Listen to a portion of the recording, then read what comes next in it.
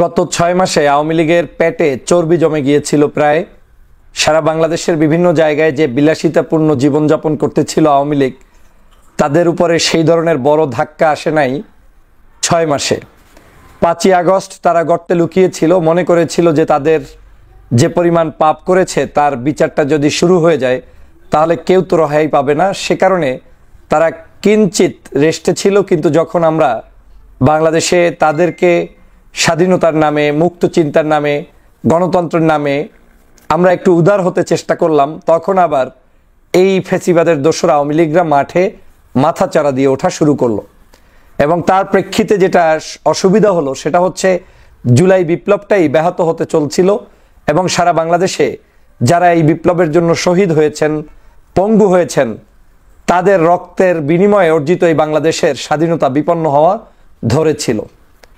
গতকালকে শেখ হাসিনার বক্তব্যকে কেন্দ্র করে সারা বাংলাদেশ আবার উজ্জীবিত হয়েছে। সারা বাংলাদেশের মানুষ মনে করে যে এই আওয়ামী লীগকে আর কোনো ছাড় দেওয়ার সুযোগ নেই। তাদেরকে যতটুকু ছাড় দেওয়া হয়েছে এই ছাড়ের মধ্য দিয়ে তাদেরকে আমাদের সর্বোচ্চ টেস্ট করা শেষ। তারা ছাড় পেয়ে মনে করেছে দুর্বলতা, তারা ভালোবাসা পেয়ে মনে করেছে যে আমরা দুর্বল, তারা সবল।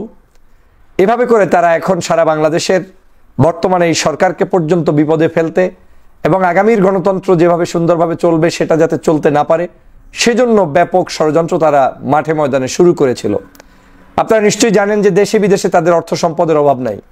শেখ হাসিনা এক এক সময় এক এক বক্তব্য দিয়ে বাংলাদেশের এই নিরীহ যে কিছু ছাত্রলীগ, আওয়ামী লীগ আছে যারা হয়তোবা পালিয়ে যেতে সক্ষম হয়নি, গর্তের ভিতরে থেকে হয়তো একটু বের হচ্ছে, আবার অনেকে আছে যে নামকা হস্তে আওয়ামী লীগ করেছে, একটু আরামে থাকতে চায়, এই মানুষগুলোর আরামটাও এখন নষ্ট করে দিতে চায় এই শেখ হাসিনা। আপনারা জানেন আমরা যে কাজটি 5ই আগস্ট করার কথা ছিল সেটা 5ই আগস্ট হয়তো আমাদের উদারতার কারণেই করা সম্ভব হয়নি।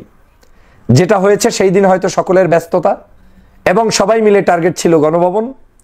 গণভবনকে সবাই মিলে টার্গেট থাকার কারণে গণভবনে উল্লাস প্রকাশ করেছে। কিন্তু বাংলাদেশে যে প্রত্যেকটি থানায়, জেলায় এরকম গণভবন বানিয়ে অত্যাচার, নির্যাতনের স্টিমরোলার আওয়ামী লীগ চালিয়েছে, সেই জায়গাগুলোতে যে 5 তারিখই আমাদের উচিত ছিল প্রতিবাদের ঝড় ঝাপটা সেখানে প্রকাশ করে জনগণকে মুক্ত করা। কিন্তু আমরা 6 মাস পর্যন্ত সেটা করতে পারিনি। তবে প্রমাণ হয়েছে যে ছাত্র জনতা চাইলে অনেক কিছু সম্ভব।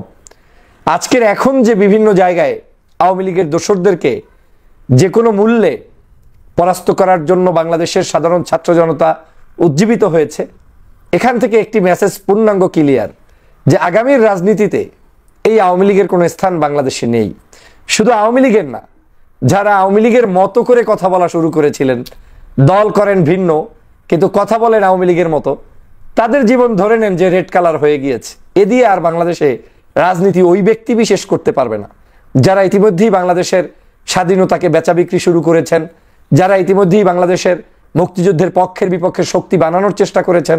এইরকম ব্যক্তি বিশেষ যারা করেছেন, তারা যে আদর্শের, যে দলের, যে মতেরই হন না কেন, শেখ হাসিনার আদলে কথাবার্তা হওয়ার কারণে আপনারাও এখন রেড জোনে চলে গিয়েছেন।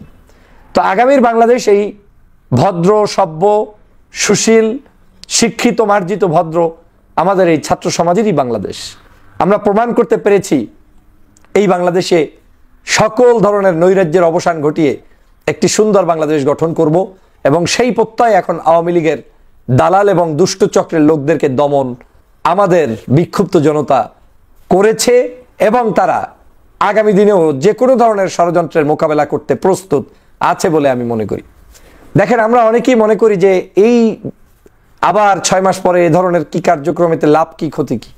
প্রথম কথা হচ্ছে, এখন পর্যন্ত আমাদের জুলাই বিপ্লবের পরে এই বিপ্লবী কোনো সরকারের প্রতিনিধি সরাসরি শেখ হাসিনার মতো বক্তব্য দিয়ে বলে নাই যে ঘর বাড়ি আগুন ধরিয়ে দাও, পুড়িয়ে দাও, শেষ করে দাও, ভেঙে চুরে চুরমার করে দাও, একটার বদলে আর একটা তুলে নিয়ে আসো, শেষ করে দাও, গুম করে দাও, খুন করে দাও।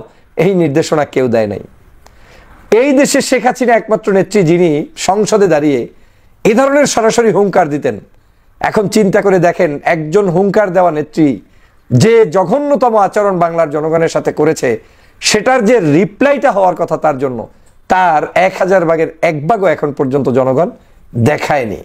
কারণ বাংলাদেশের যারা বিরোধী মতের এতদিন রাজনীতি করেছে, বিশেষ করে বর্তমানে এই ছাত্র জনতা সহ যারা আছে, এরা কেউ আওয়ামী লীগের মতো খুনি নয়। কিন্তু আজকের আমাদের এই আন্দোলনকে নিয়ে কেউ কেউ আবার অতিরিক্ত বুদ্ধিজীবী টাইপের মানুষও মাঠে ময়দানে নেমেছে, যারা এই আন্দোলনটাকে বিভিন্নভাবে প্রভাবিত করতে চায়। আমি মনে করি এই বুদ্ধিজীবীরা বাংলাদেশের যেই সময় বুদ্ধি বিক্রি করা উচিত সেই সময় তারা ঘুমিয়ে থাকে, যে সময় প্রয়োজন নেই সেই সময় তারা অতিরিক্ত রেডে বিদেশি কোনো সংস্থার এজেন্ট হিসেবে এই কাজগুলো করে থাকে। বাংলাদেশে একটা জিনিস মনে রাখতে হবে, এই আওয়ামী লীগ মুগুর ছাড়া যায় নাই, এই আওয়ামী লীগের দোসররাও মুগুর ছাড়া যাবে না। সাপ সাপই, সাপের সন্তানরাও সাপ। এটাকে ভাবতে হবে, এটাকে অন্য কিছু ভেবে বসে থাকলে হবে না। আওয়ামী লীগ যে ক্ষতিটা বাংলাদেশের করেছে, এই দেশের সমস্ত কিছু ধ্বংস করেছে, সেই জায়গায় আওয়ামী লীগের যারা খুনি টাইপের আদর্শ লালন করে কিংবা সন্ত্রাসী, তাদেরকে আপনি প্রশ্রয় দিয়ে দেশ গঠন করতে পারবেন না। সে কারণে বলছি, আমাদের এই আন্দোলন, আমাদের এই সংগ্রাম অব্যাহত অবশ্যই থাকবে, কিন্তু এটাকে যারা বিতর্কিত করতে কিছু অতিমাত্রার বুদ্ধিজীবী আছেন, তাদেরকে সতর্ক করে বলতে চাই, এই বুদ্ধি বাংলার জনগণ নিতে চায় না। এটা ভালো করেই বোঝে যে আপনাদের এই কথা বলার উদ্দেশ্যটা কি। এই দেশে যদি 5ই আগস্ট এরকম একটি বড় ধরনের আন্দোলন না হতো, হাসিনা কি এতদিনে যাইতো বলে মনে হয়? তাহলে আপনার এই বুদ্ধির দামটা কি?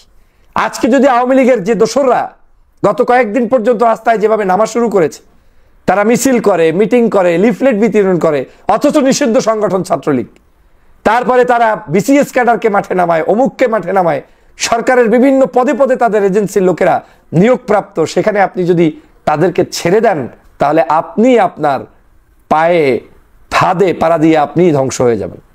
সে কারণে আমরা মনে করি এই আন্দোলন সংগ্রাম এটা আমাদের অব্যাহত রাখতে হবে, তবে সতর্কও থাকতে হবে আমাদের ভাইদের।